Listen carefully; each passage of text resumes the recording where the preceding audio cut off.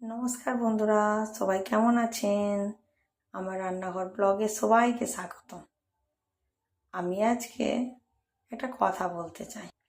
আমাদের বাড়িতে কয়েকদিন আগে একজন সদস্য এসেছে, বলতে গেলে একজন সদস্য বেড়েইছে। তার নাম হলো তোতা, তোতা পাখি। তার নাম আমরা রেখেছি বানাই। চলুন দেখুন।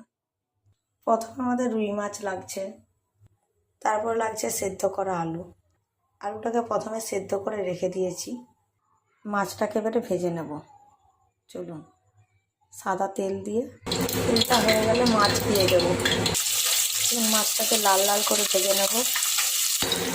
মাছগুলো আমার লাল লাল করে ভাজা হয়ে গেছে, তুলে নেবো। এবার মাছগুলো আমার লাল লাল করে ভাজা হয়ে গেছে তেলেই, সেই তেলে আলুটাকে ভেজে নেব। অল্প নাড়া হয়ে গেছে, এবার নামিয়ে নেব। কিছুটা পরিমাণ সরিষার তেল দিয়ে দেবো, তেজপাতা, শুকনো লঙ্কা, অল্প চিনি দিয়ে দেব।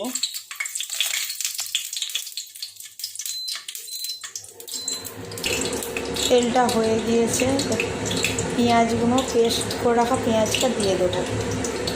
কিছুটা পরিমাণ পেঁয়াজ পেস্ট করে দিয়ে দিয়েছি, একটু নাড়াচাড়া করব।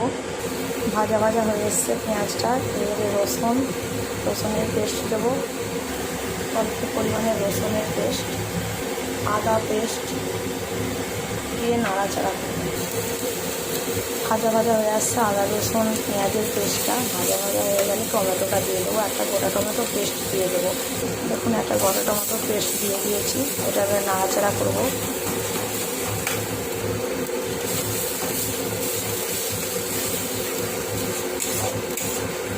আমাদের বাড়িতে অনেকজন লোক, সেই জন্য অনেকটা করে রান্না করতে হয়। বলতে গেলে একটা গৃহস্থের ফ্যামিলি। কিছুটা পরিমাণ কাঁচা লঙ্কা দিয়ে দেবো, দিয়ে নাড়াচাড়া করব।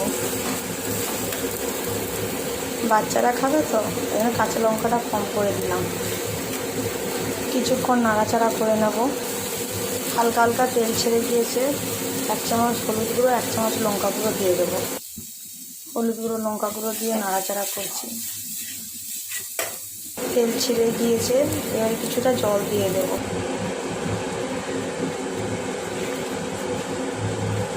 হালকা করে কষে নেব।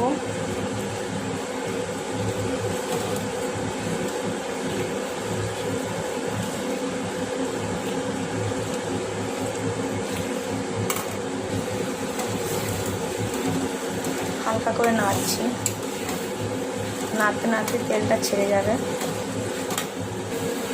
বাচ্চারা খাবে বলে অল্প পরিমাণে ঝালটা কমই রেখেছি, যার কারণে বাচ্চাগুলো খেতে পারবে।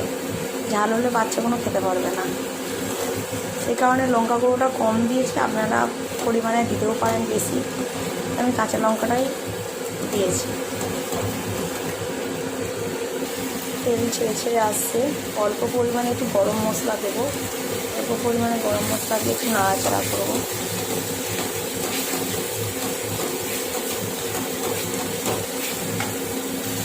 পরিমাণ মতো লবণ দেবো। আমার গ্রেভিটাই তেল ছেড়ে দিয়েছে। এবার আলু আর মাছগুলো দিয়ে দেবো। রুই মাছ আর আলুগুলো দিয়ে দিয়েছি, দিয়ে এবারে পরিমাণ মতো জল দিয়ে দেবো। এবং পরিমাণ মতো জল দিয়ে দিয়েছি। গ্রেভি হয়ে আসছে, ফুটে গেলে এটা নামিয়ে নেব। দেখুন, আমার রুই মাছের গ্রেভিটা রেডি হয়ে গেছে। গরম গরম ভাতের সাথে সার্ভ করব। আপনাদের ভালো লাগলে আপনারাও বানিয়ে খান, আমার ভালো লাগবে। পারলে একটা কমেন্ট, সাবস্ক্রাইব করে দেবেন। Tata, bye bye.